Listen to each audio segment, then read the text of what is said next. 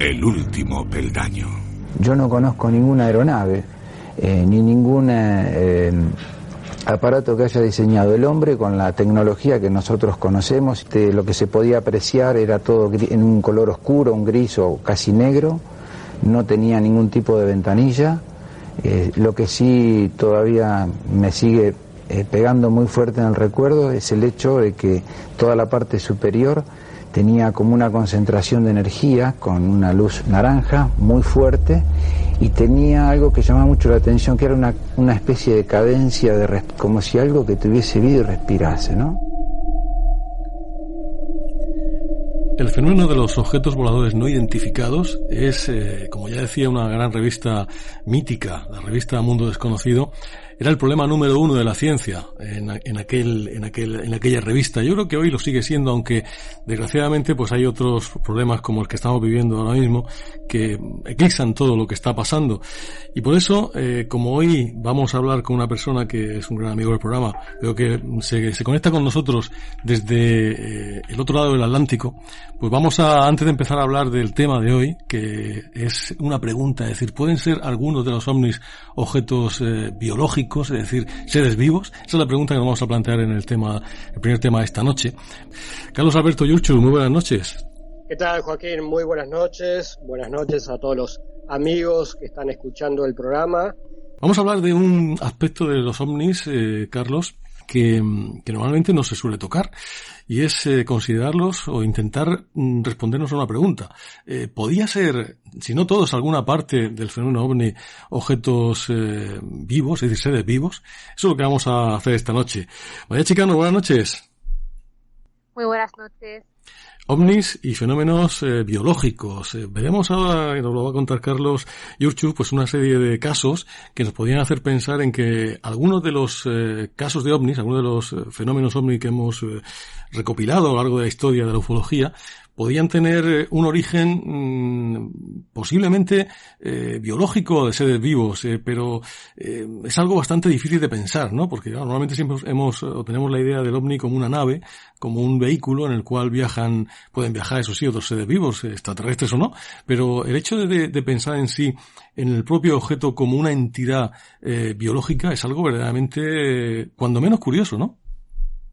Pues sí, es un poco curioso, pero también hay que tener en cuenta que nosotros pues creemos que los ovnis extraterrestres van, como tú has dicho, en un objeto que navega por el espacio, que los extraterrestres son verdes, pero todo esto tiene la culpa la ficción. Realmente nadie sabe cómo es ese cuerpo, ese objeto no identificado, y puede ser perfectamente lo que vamos a tratar hoy, un objeto biológico.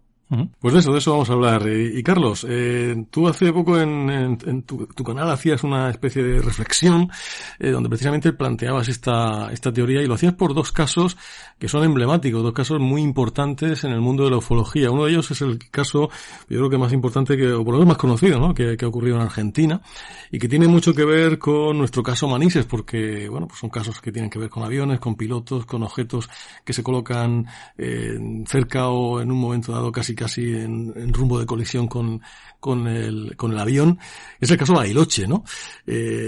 Tú empezabas con ese caso. Cuéntanos un poco, ¿por qué podemos pensar que detrás del caso Bariloche puede haber pues uno de estos fenómenos de objetos biológicos? Yo siempre escuché o leía, entre tantas hipótesis que hay para explicar el fenómeno ovni, más allá de la hipótesis extraterrestre, que digamos que es como la hipótesis madre, la hipótesis reina, que seguramente la mayoría es la que adhiere.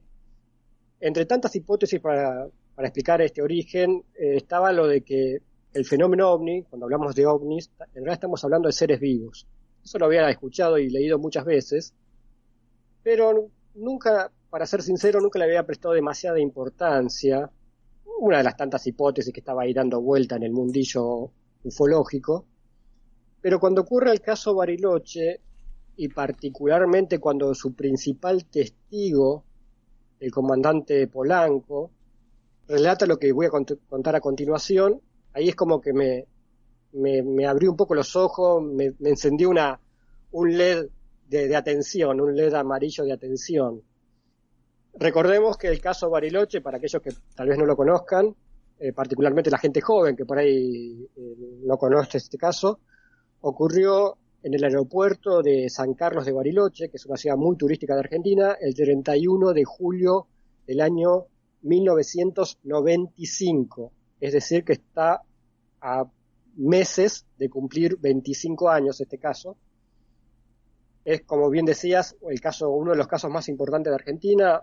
Para resumirlo, muy resumido, porque es un caso muy complejo con muchos elementos para destacar, un avión de Aerolíneas Argentina, cuyo comandante era Polanco, por eso también se lo conoce a este caso como el caso Polanco, estaba por aterrizar en el aeropuerto cuando un objeto es observado en diferentes puntos de la ciudad, que realiza diferentes maniobras, se produce un corte de energía en la ciudad de Bariloche, el aeropuerto queda con un equipo auxiliar de energía y cuando enciende las luces de pista para que aterrice el avión de Aerolíneas, también el equipo se satura, se corta la luz, tienen que hacer una maniobra de escape.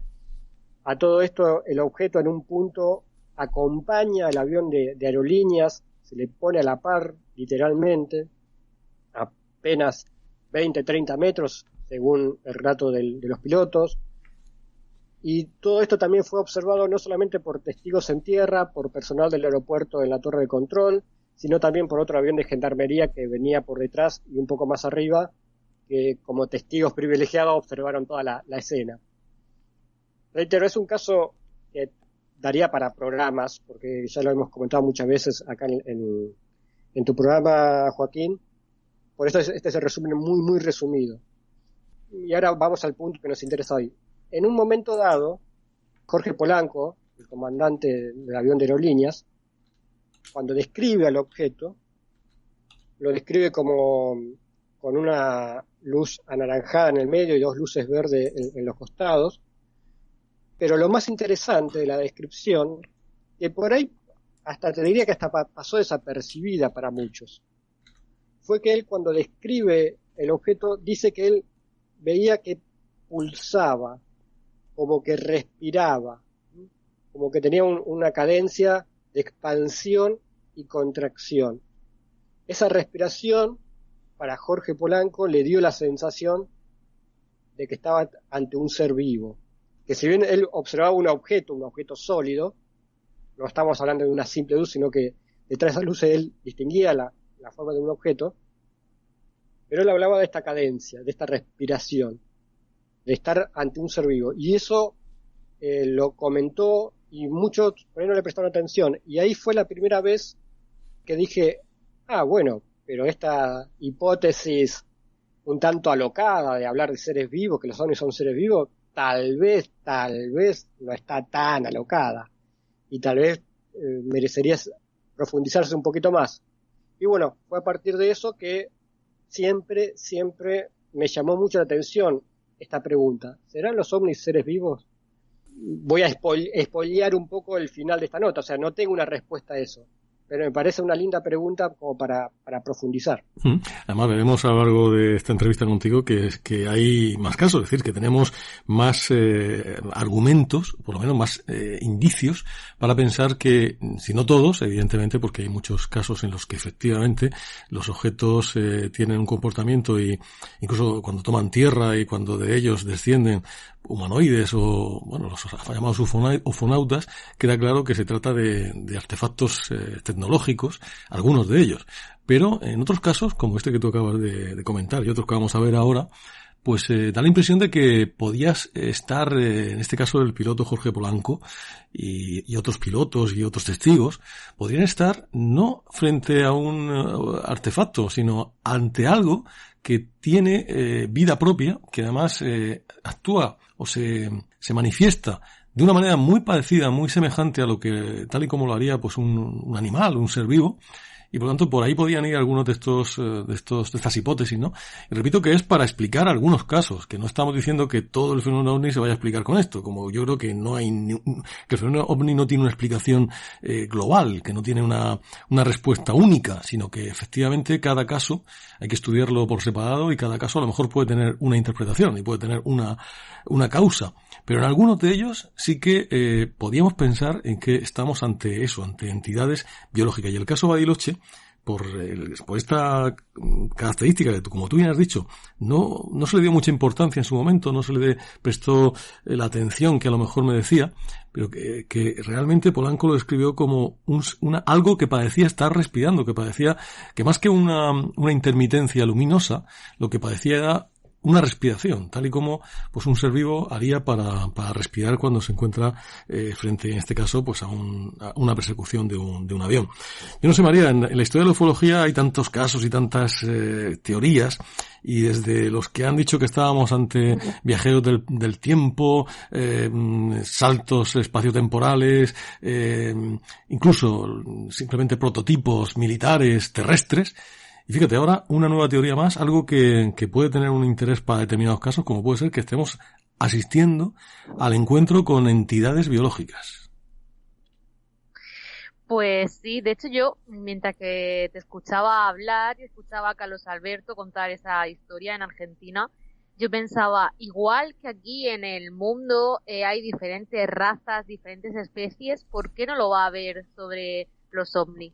¿Por qué todos tienen que ser iguales? A lo mejor no, a lo mejor estamos ante varias ramas, varias razas, llamarlo de ese modo porque no encuentro quizás la palabra exacta para especies, para decir eso, pero creo que estamos ante algo que no se ha tratado mucho y que puede ser clave. Efectivamente, y eso es lo que esta noche vamos a intentar, y vamos a, por lo menos a plantear, pues de alguna manera la duda, ¿no? Que es lo que yo creo que ha hecho muy bien Carlos Alberto Yuchu en su canal Demonios en YouTube, un canal que recomendamos desde aquí. No se pierdan ustedes cada uno de los capítulos que Carlos va subiendo de manera asidua, porque son verdaderamente auténticas joyas de la libertad de expresión, de la investigación independiente y sobre todo del rigor, que como siempre ha caracterizado a nuestro comunicante, Carlos Alberto Yuchu. Hay otro caso, Carlos, que tú también comentas en esa reflexión, que es un caso más antiguo incluso que el caso Bariloche, pero que ocurrió en España, concretamente a un vuelo de Iberia, que creo que era pilotado por el comandante Lorenzo Torres, ¿no es así? Correcto. Yo cuando hago un comentario, que no recuerdo realmente dónde hice este comentario del caso de Polanco, que respiraba y demás, no recuerdo si fue en una tertulia, en un video de mi canal o dónde, un gran amigo de acá de Argentina, Gonzalo Mutal, que vive en la provincia de Córdoba, en el centro de Argentina, me escribe y me dice: te escuché hablando del caso Bariloche y de la respiración que hablaba el comandante Jorge Polanco, y me hizo acordar a un caso que yo leí en un libro de JJ Benítez. Entonces ahí me pasa todas las referencias del libro y del caso. Básicamente, este caso que voy a comentar ahora también muy resumidamente, está escrito en el libro de JJ Benítez, Encuentro en Montaña Roja, que es un libro del año 81. Lo comento por si alguno lo tiene en su biblioteca para que lo vaya a leer, o si tienen la oportunidad de encontrarlo para que lo lea. Reitero, Encuentro en Montaña Roja, año 81, de JJ Benítez. Como bien decías, es un vuelo de Iberia, cubre la ruta Londres-Alicante, y el comandante, como bien decías, Joaquín, era Juan Ignacio Lorenzo Torres. Había un segundo piloto llamado Juan Celdrán García y el mecánico Cuenca Paneque. Y el hecho ocurre el 4 de noviembre del año 68. Estamos hablando de un caso de casi 52 años. 4 de noviembre del 68. Hago un comentario al margen. No importa que los casos sean viejos, porque muchas veces se menosprecian los casos viejos como diciendo, no, pero eso ocurrió hace mucho. Lo importante es la casuística. Y en todos los casos siempre se pueden encontrar detalles que nos pueden servir hoy en día para reforzar hipótesis o trabajos de investigación de hoy en día. Así que no importa que veamos casos viejos, porque todos los casos son válidos, no tienen edad los casos. Entonces, este vuelo venía como decíamos, de Londres.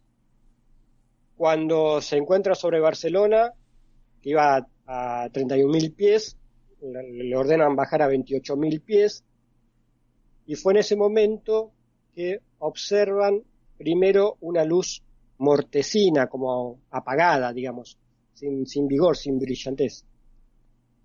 pero en esa luz que veían delante de ellos, en el centro de esa luz, apareció otra luz, como un balón, como una pelota que decimos acá en Argentina. Y esta segunda luz, que estaba dentro de la primera, variaba de tonalidad. Pasaba del blanco al azul, al grisáceo. Pero lo más importante, y acá viene el centro del caso, por lo menos para lo que estamos hablando de esta noche, es que, según las palabras del comandante Lorenzo Torres, esa luz que estaba dentro de la otra pulsaba como si estuviera respirando, como si tuviera vida propia. Te diría, Joaquín, que usó casi las mismas palabras, si no las mismas, que el comandante Jorge Polanco años después, o décadas después. Se hablaba que la luz, reitero, pulsaba como si estuviera respirando, como si tuviera vida propia. Uh-huh. Continuando con el caso, para terminar el caso, digamos, la tripulación del avión vio también otras dos luces más que aparecieron, más pequeñas y también de ese color mortecino, apagado. Lo interesante es que estas luces, o este conjunto de luces, estaba a pocos metros del morro del avión. Se habla de 10, 20 metros, o sea, estaban muy, muy cerca, y mantenían la velocidad del avión, es decir, como que iban acompañando al avión. Algo que también ocurre en el caso Bariloche. Lo que pasa es que la luz del caso Bariloche acompaña al avión desde un costado, se le pone a la par, a un costado. Esta iba delante del avión, pero siempre acompañando. Comentario al margen. Esto me recuerda, más de uno va a decir, pero ¿qué tiene que ver, no? Pero me recuerda mucho a cuando los delfines acompañan un barco, una embarcación. Viste que por ahí se le ponen a la par o delante. Esto me recuerda como que si fuesen delfines aéreos, digamos, que van acompañando al avión, a un avión, digamos, ¿no? Me parece una comparación interesante, digamos, que se me ocurrió ahora. Interesantísima, además, teniendo en cuenta, Carlos, de lo que estamos hablando, no sería para digamos, descartar. Es decir, si estamos ante, vamos a imaginar que, por lo que sea, se puede entrar en contacto con una especie que no conocemos, que a lo mejor ni siquiera está en esta dimensión, que entra en un momento dado y se hace visible y interacciona con un avión a una determinada altura, porque esto no se ve a nivel del suelo. Es decir, estamos hablando de casos que suelen verse a una elevada altura, es decir, a la altura de vuelo de un avión. Esta especie, por lo que sea, entra, ve al avión, se detectan mutuamente, y si fuese una especie de ser semejante a un delfín, es decir, un animal que con una inteligencia pues alta, como suelen tener también los delfines, pues el comportamiento es muy parecido, es decir, porque empieza a dar como saltos de un lado a otro, como siguiendo el vuelo del avión, igual que los delfines siguen las estelas de los barcos y se colocan en la proa y van saltando delante del barco.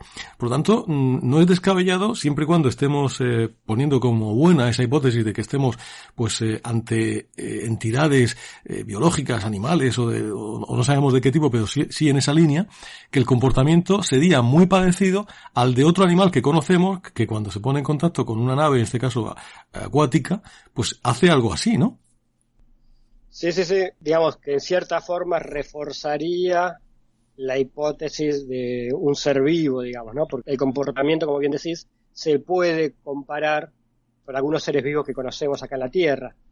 Para finalizar el caso, así lo cerramos este caso. Perfecto. De España, también el comandante comentaba que veían como venas en el interior de aquella luz central, digamos, ¿no? También les recordó al comandante como un gigantesco ojo humano, digamos, ¿no? Bueno, la cuestión que la luz, para resumirlo, empezó a hacer diferentes maniobras que obviamente no coincidían con ningún objeto convencional conocido. Por ejemplo, volaba en ángulo recto, trazaba hipérbolas, parábolas, saltaba de un punto a otro, bueno, varios movimientos así extraños, hasta que, como ocurre en este tipo de casos, inclusive el comandante comenta que en un momento encienden las luces del avión y comienzan a hacerle señales, y la luz esta le empezó a responder de idéntica forma. Eso también es algo muy común que ocurre dentro del fenómeno OVNI, ¿no? Cuando uno inclusive desde tierra ve una luz en el cielo y a algunos se le ocurre hacer alguna señal con luces, con linternas o láseres, muchas veces reciben una respuesta similar, digamos, ¿no? Como que se establece como una especie de interacción con la luz. No diría comunicación, porque no hay una transmisión de mensaje, pero sí una interacción con la luz que se repite muchas veces, ¿eh? Eso es interesante destacar. Y finalmente, bueno, el objeto giró en un momento hacia la derecha y se perdió hacia las Baleares. Y este es el caso que está en el libro de J.J. Benítez, que tiene muchos elementos coincidentes con el caso Bariloche, más allá de esta descripción del objeto respirando, ¿no?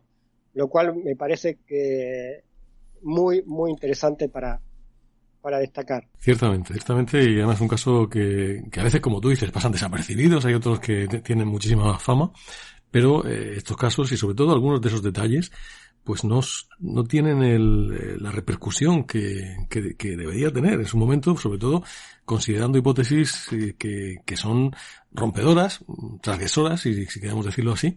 Para algunos pues ni siquiera las tienen en cuenta porque piensan que probablemente no tengan ninguna posibilidad, pero yo creo que en la investigación de cualquier cosa, no solamente de los ovnis, hay que tener siempre la mente abierta a todo.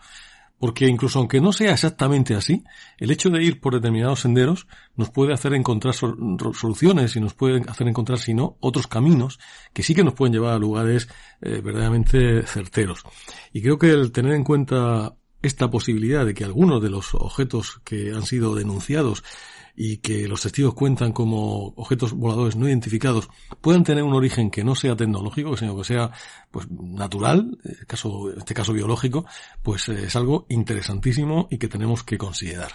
Hablando de Juan José Benítez, que yo creo que es uno de los investigadores más conocidos en el mundo, sobre todo en el mundo de habla hispana, en su página web, que se llama planetabenitez.com, a la que invitamos a los amigos oyentes a que la visiten, encontramos un caso que él recoge, un caso ocurrido también hace bastante tiempo, el 28 de abril de 1961, en Estados Unidos, en Monte Wilson, en California, donde una persona llegó a fotografiar incluso un objeto que lo curioso de ello no es que sea un objeto como tantos otros que se han fotografiado, sino que el testigo, de alguna manera, intentó explicar el color negro que aparece intenso, que aparece en la fotografía, además como difuminado y muy difuso, podríamos decir, y que no se parece tanto a una nave de chapa y tornillo, como algunas veces hemos hablado, sino a algo mucho más etéreo, pues lo identificó como una especie de alta carga biológica que portaba o desprendía el objeto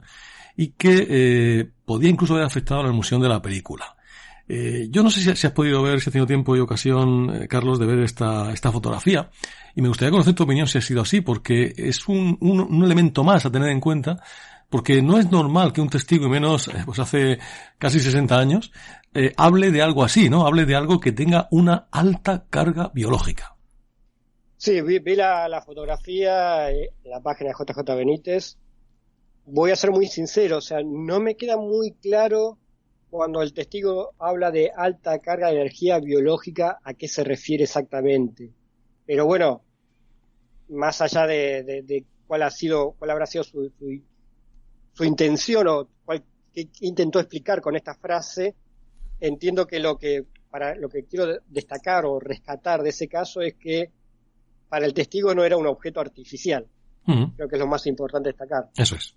Por ahí no sé si uso las palabras adecuadas para describir eso, pero lo que quiso decir el testigo, entiendo, es que no le parecía un objeto artificial, no una nave artificial, sino que era algo, en cierta forma, algo vivo. Lo dijo con otras palabras, pero creo que quiso expresar eso. Y eso me parece lo importante a destacar, digamos, ¿no? Ocurren muchas veces. De hecho, ahora te voy a contar otro caso, cuando me lo permitas, te voy a contar otro caso. Sí, por supuesto. Adelante. También donde hay interpretaciones de que podríamos estar ante la presencia de un ser vivo y no de una nave de tuerca y tornillos. Uh-huh.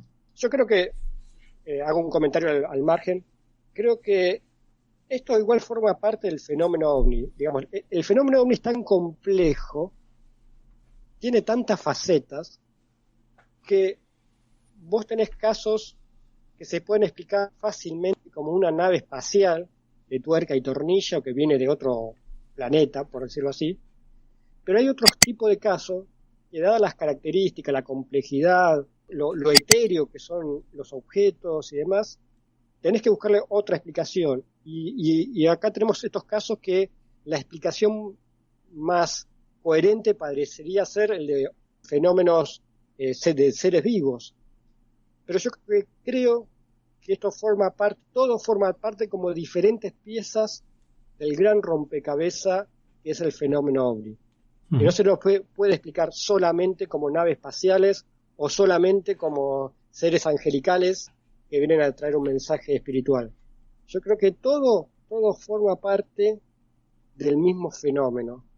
Y eso te muestra la complejidad de este fenómeno en el cual todos tenemos una pieza de ese rompecabezas, y seguramente la pieza que tenemos forma parte de ese rompecabezas, que no es incompatible con otro tipo de pieza.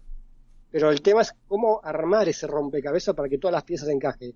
Es un poco, no sé si quedó muy claro, estoy pensando también en voz alta a partir de lo que estamos charlando, pero lo que quiero decir es que no descarto, por más que parezcan casos opuestos, los diferentes tipos de casos. Aquellos casos que son claramente tuerca y tornillos, aquellos casos que son aparentemente seres vivos, aquellos casos que son más etéreos, que son naves que parecerían naves de otras dimensiones, parecerían que son incompatibles estos casos de entre sí. Pero yo creo que todos forman parte de lo mismo. El último peldaño.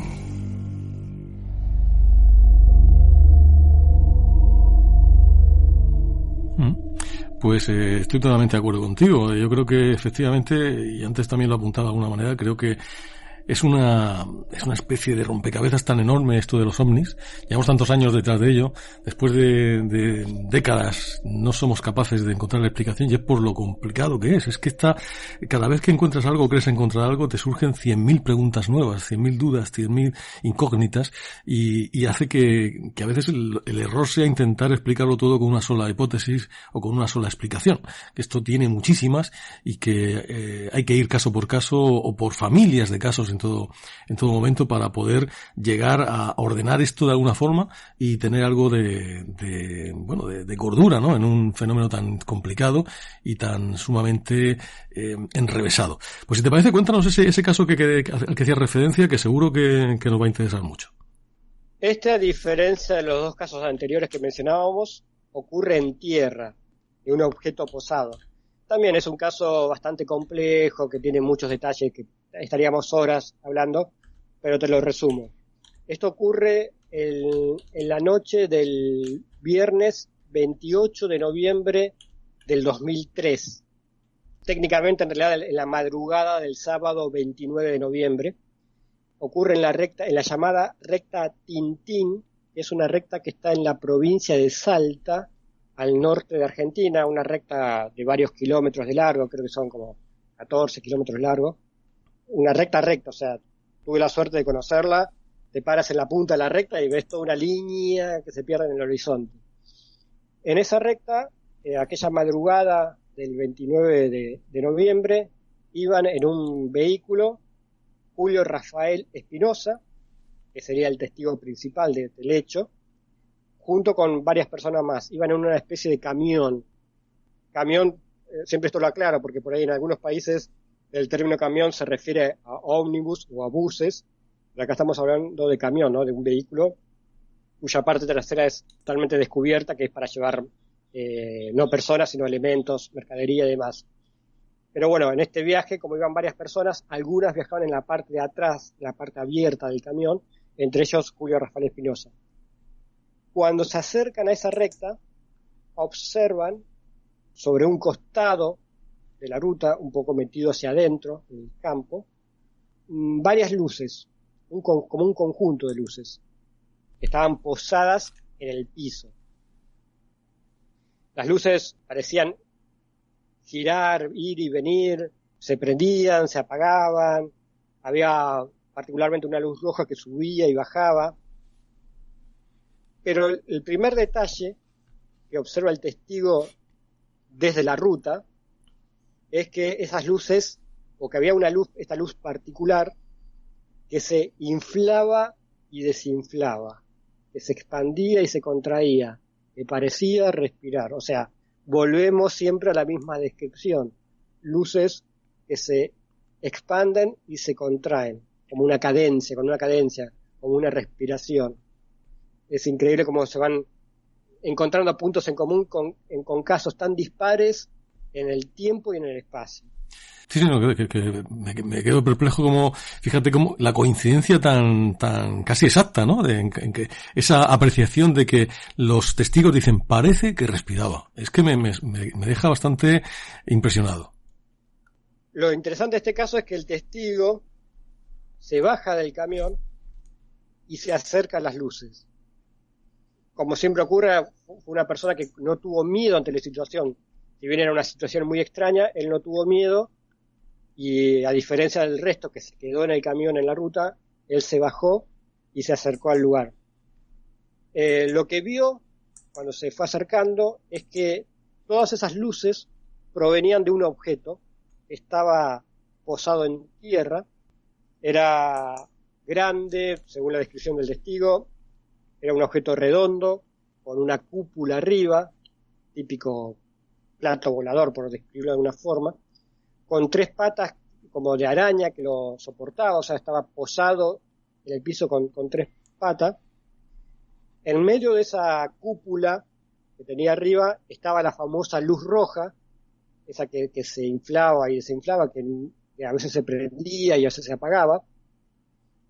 Pero el otro detalle interesante, y esto es muy, muy, muy extraño, digamos, porque no recuerdo haberlo visto en otros casos, seguramente los habrá, pero no lo recuerdo, es que el testigo describe que de la circunferencia de la nave, digamos de la parte central de la nave, salían 3, él lo llama mangueras, pero él lo describe como tentáculos de pulpo que se movían de aquí para allá, zigzagueando.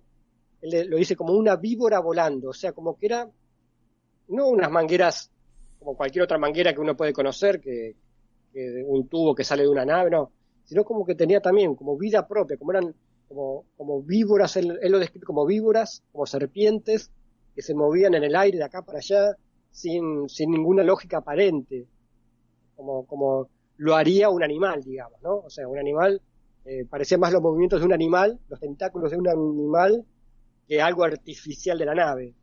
Eso fue un dato muy interesante que también en este caso, si bien tuvo cierta trascendencia en su momento, este dato particular pasó bastante desapercibido, digamos, ¿no? Esto sumaría algún elemento más, si se quiere, al tema de estaríamos ante la presencia de un ser vivo, y esos tentáculos, esas cosas que se movían, esas mangueras, bueno, era como que estaban buscando algo, pero se movían así de forma muy aleatoria.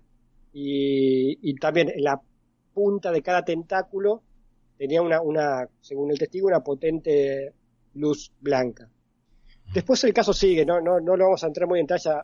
Él inclusive observa un ser todo vestido de blanco, también observa 7 seres más pequeños que estaban merodeando alrededor de la nave. Es un caso ya de encuentro cercano al tercer tipo, que hay avistamiento de seres y demás, que quizás en algún otro programa lo podemos tocar más en detalle, porque inclusive a partir de ahí el testigo con el tiempo empieza a recibir, según él, mensajes telepáticos. Bueno, hay un cambio en la vida del testigo, al cual pude conocer personalmente hace algunos años y charlar bastante con él, y de hecho ahora seguimos en comunicación por las redes sociales, pero tuve la oportunidad de conocerlo personalmente, y el caso en sí es muy, muy interesante. Para resumir, me quedo con estos 2 detalles: la luz, esa roja que se inflaba y desinflaba, que tenía esa cadencia, y las 3 mangueras o tentáculos que salían del objeto.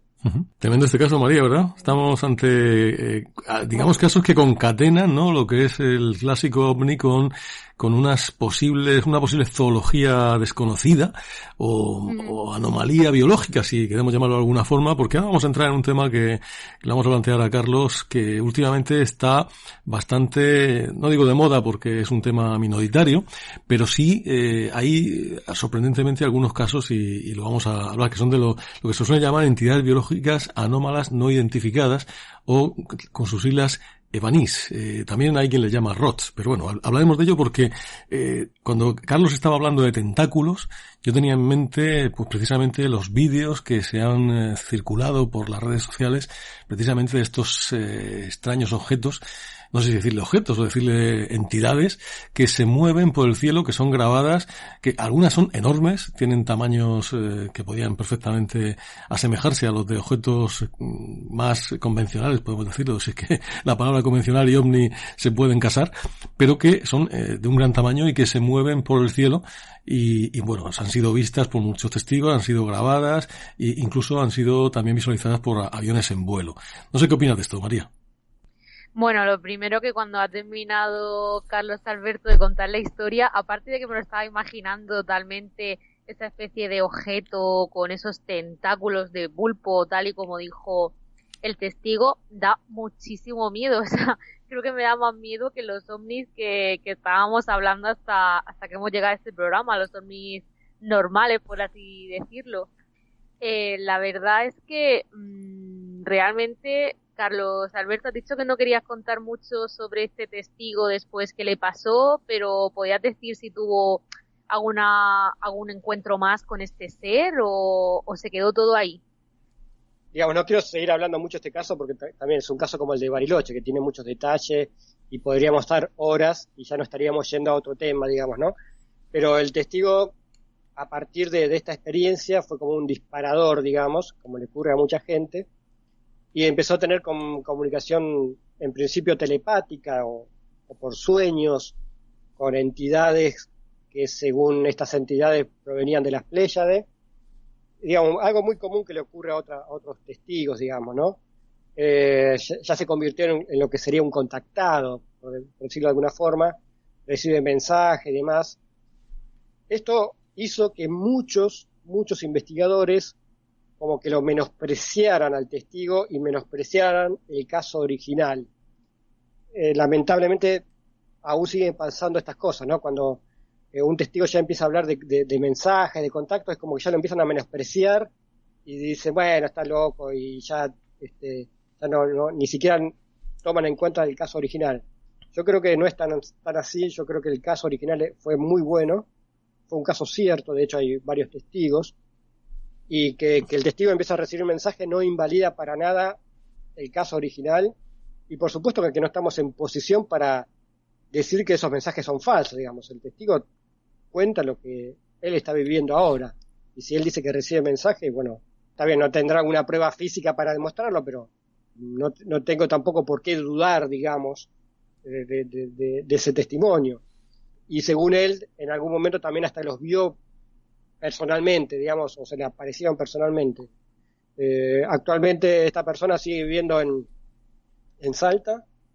De hecho vive en un lugar muy muy apartado, casi te diría en medio de la montaña, en un lugar así muy muy solitario, y supuestamente ahí es donde él recibe este tipo de mensaje y ha tenido este tipo de encuentro. Insisto, daría pie para quizás otro programa para desarrollarlo más en extenso su experiencia.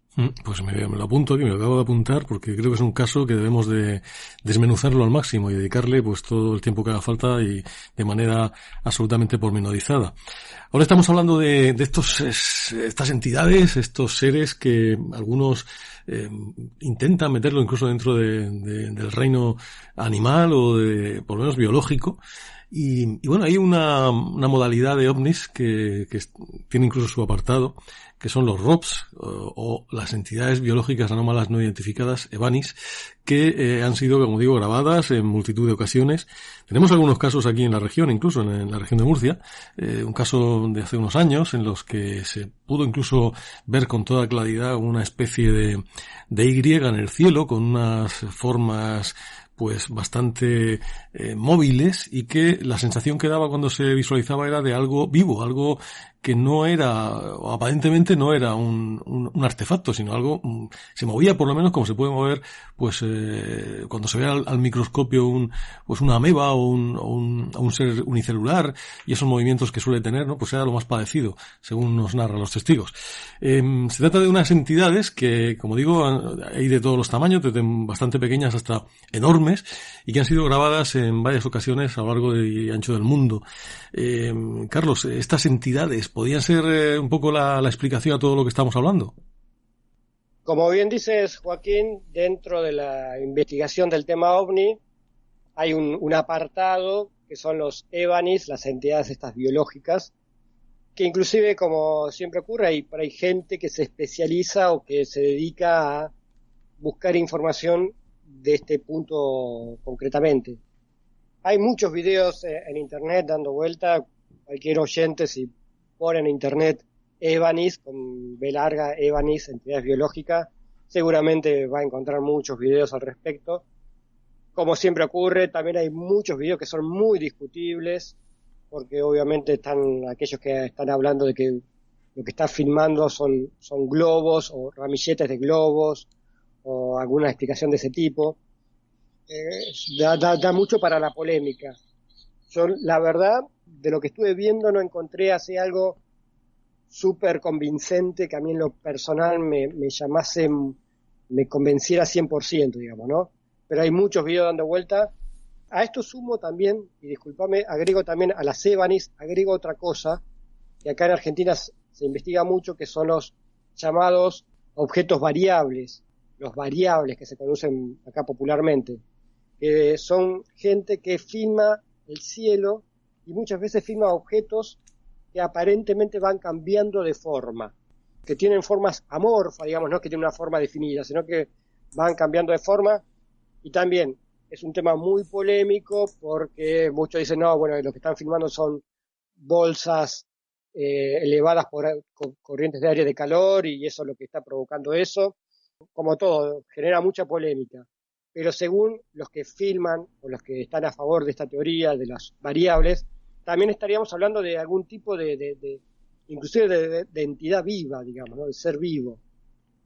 Es decir, en toda esta complejidad del fenómeno OVNI hay mucho para investigar, mucho para recorrer, y puede ser, yo es algo que no cierro la puerta para nada, que parte del fenómeno OVNI sea estas entidades vivas que están surcando el cielo. También, obviamente, no hay que olvidarse de mencionar que muchos sostienen que en realidad en la atmósfera hay seres vivos, que en principio no tendrían que ver con el fenómeno OVNI, que son seres vivos que forman parte de la naturaleza de esta tierra, digamos, ¿no? La presencia de seres vivos en el aire, que viven en el aire, que flotan en el aire constantemente, no como las aves que están un rato y después tienen que posarse en tierra, sino que están siempre en el aire. En fin, es un tema que da para mucho, que recién se está comenzando a desarrollar. Yo creo que esta charla de esta noche es simplemente un puntapié inicial para ver si más personas se suman a hacer un desarrollo investigativo de este tema puntual, ¿no? Si el fenómeno OVNI o parte del fenómeno OVNI serían seres vivos. Uh-huh. Y hay muchas líneas para investigar. Los EVANIS, los variables, el cabello de ángel, que a veces se ve posterior a un avistamiento OVNI. Hay mucho para hacer. Y yo creo que este es solamente el principio, digamos, de un camino que hay que recorrer. Efectivamente, esa es una propuesta que hacemos a nuestros oyentes. Nosotros siempre decimos que intentamos hacer a los oyentes que piensen, que se interesen y sobre todo que investiguen. Aquellos que puedan y tengan tiempo y tengan inquietudes y posibilidades, que investiguen. Y sobre todo si encuentran algo, pues que nos lo digan, porque con mucho gusto nos haremos también caja de resonancia para difundirlo. Hablabas, Carlos, de esos seres que son una realidad científica. Hace unos años se descubrieron precisamente a través de un experimento que se hizo con un globo estratosférico. Pues el globo iba captando determinados fragmentos de la como ascendía de la atmósfera, y concretamente en la estratosfera, justamente cuando llegó a la estratosfera y abrió un compartimento que llevaba para que entrase pues una porción de esa de la atmósfera que hay en ese lugar, ¿no? Del aire o de lo que hay allí ya, porque a esas alturas pues prácticamente ya oxígeno no hay y otras cosas. Bueno, pues cuando entró lo que tuvo que entrar en la zona estratosférica y luego se analizó, se encontraron unos seres vivos que habitan de manera normal en esa zona y que son capaces de sobrevivir a los rayos ultravioleta, a la falta de oxígeno, al frío intenso, y eso nos hace ver que ahí lo que se llaman seres extremófilos, que igual que se han encontrado seres vivos en los interiores de los volcanes, donde hay temperaturas elevadísimas que harían pensar que ahí no puede haber vida, y luego sí la hay, pues también en lugares donde por la altura, la falta de presión atmosférica, la falta de oxígeno, la gran radiación cósmica que llega allí y digamos prácticamente ninguna protección contra ellos, y sin embargo estos seres viven y tienen una vida para ellos absolutamente normal en ese entorno, ¿no? Llevados ahí simplemente por su propio peso, y que, digamos, al no pesar mucho se encuentran ahí flotando en esas zonas y ahí viven, ¿no? Esto es muy curioso. Y hacía referencia también a eso que durante mucho tiempo fue objeto de investigación de los antiguos ufólogos, que era el cabello de ángel, porque el cabello de ángel era algo muy habitual hace unos años.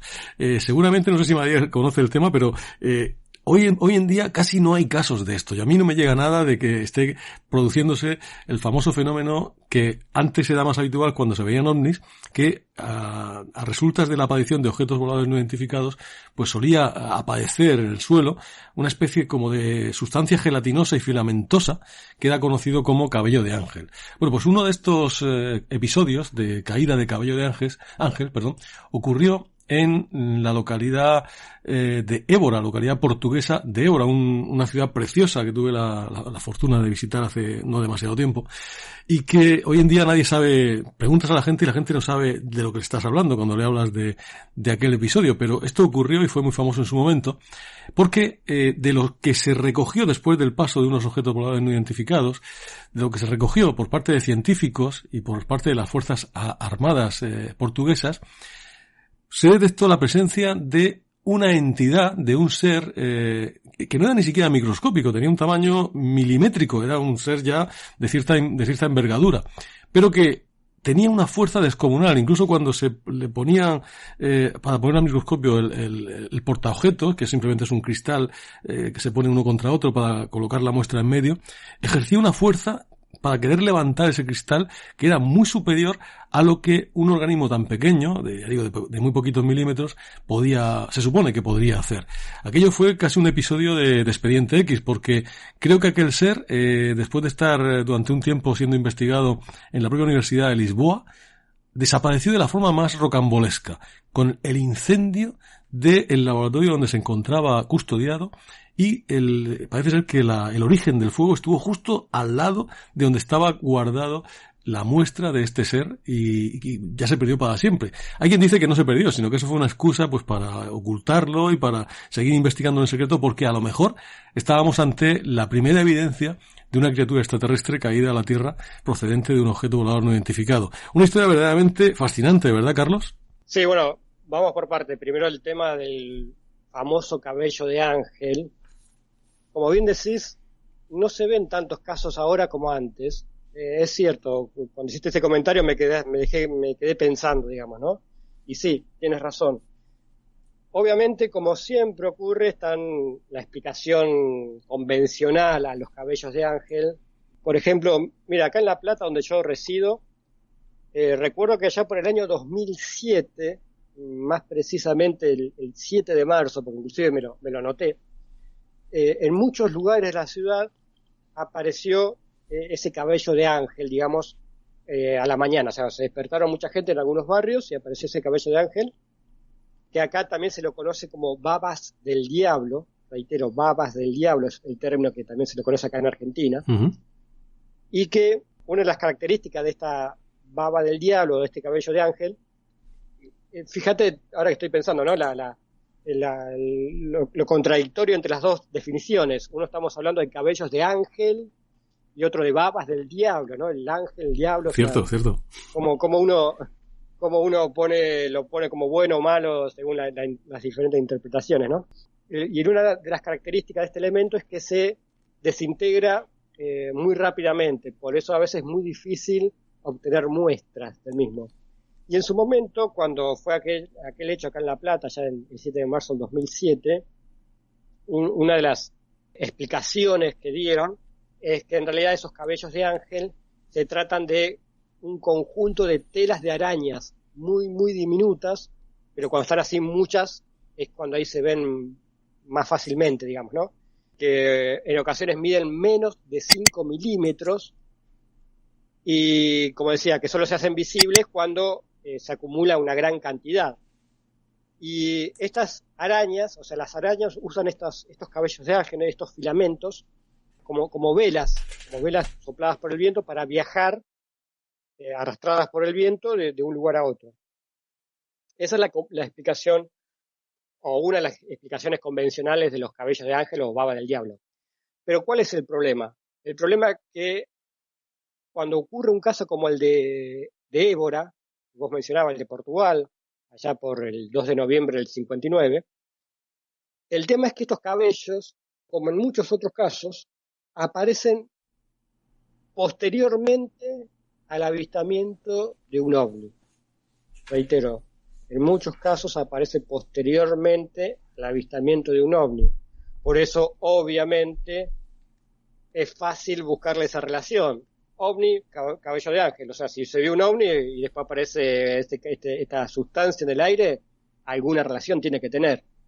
Por eso muchas veces la explicación convencional no satisface para explicar casos como el de Évora, que vos mencionabas muy bien.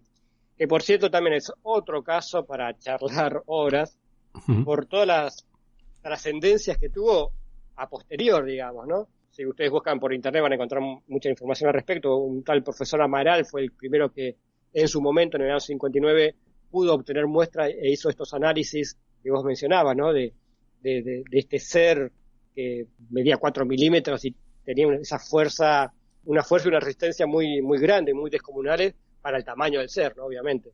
Porque pusieron la muestra entre dos láminas de vidrio, como se hace normalmente para ver al microscopio, y ahí es cuando notan la reacción de este ser o de esta sustancia tan violenta. Para los que quieran saber más sobre el caso de Évora, hay un libro que se llama OVNIs, Puertas para el Año Cero, del año 78, escrito por Raúl Berenguel, que habla sobre el tema.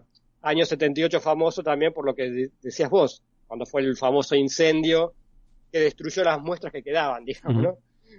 Así que bueno, no sé si alguna vez lo has tocado este caso en tu programa, pero estaría bueno que lo hagas algún día si no lo has hecho, sí. Porque creo que es un caso que da para desarrollarlo. Fíjate, Carlos, lo toca alguna vez, creo recordar que con Francisco Barrera, pero hace unos años, no muchos, hice un viaje a Portugal y tuve la fortuna de pasarme por Évora. Estuve hablando con algunas personas y, bueno, sobre todo intentando pulsar qué queda hoy en día, ¿no? ¿Qué quedaba después de tantos años de la leyenda de esta historia? Y me quedé sorprendido de ver que no quedaba nada. Me traje algunas grabaciones, algunos vídeos y bueno, con las cosas que pasan, ¿no? Se van liando todo. Y tengo pendiente ahí no solamente tocarlo en el programa, sino incluso hacer un pequeño vídeo con imágenes de Évora, con imágenes de lo que fue en su día, pues el escenario, ¿no? Donde todo esto ocurrió. Y ahí lo tengo un poco apantallado. Y no sé, igual ahora con esto del confinamiento y como tenemos más tiempo, igual nos ponemos y lo editamos. Pero sí que efectivamente queremos volver a tocar ese caso porque creo que es uno de los casos más importantes que han ocurrido en la ufología mundial y sobre todo en la europea, ¿no? Un caso donde hay una evidencia de un ser auténtico que hoy por hoy no tiene explicación desde el punto de vista de la biología que conocemos y que además tiene una historia y una leyenda, ya digo, casi de película, ¿no? Porque el fin de esta historia es totalmente cinematográfico.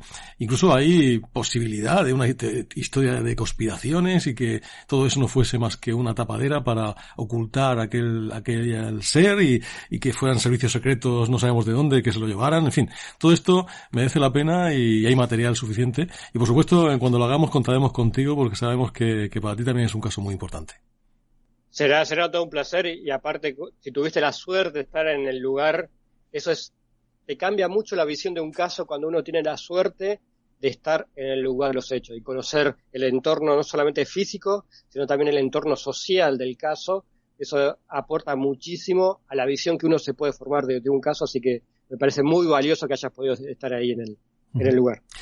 Pues Carlos Alberto Yurchu, hemos tocado un tema que no es fácil de escuchar, ¿no? En estos medios, porque no suele ser muy habitual hablar de esto. Creo que ha sido una aportación magnífica, por la cual te agradecemos mucho tu presencia esta noche en El Último Peldaño. Como cada vez que estás con nosotros, siempre nos aportas cosas novedosas y sobre todo de muchísima calidad.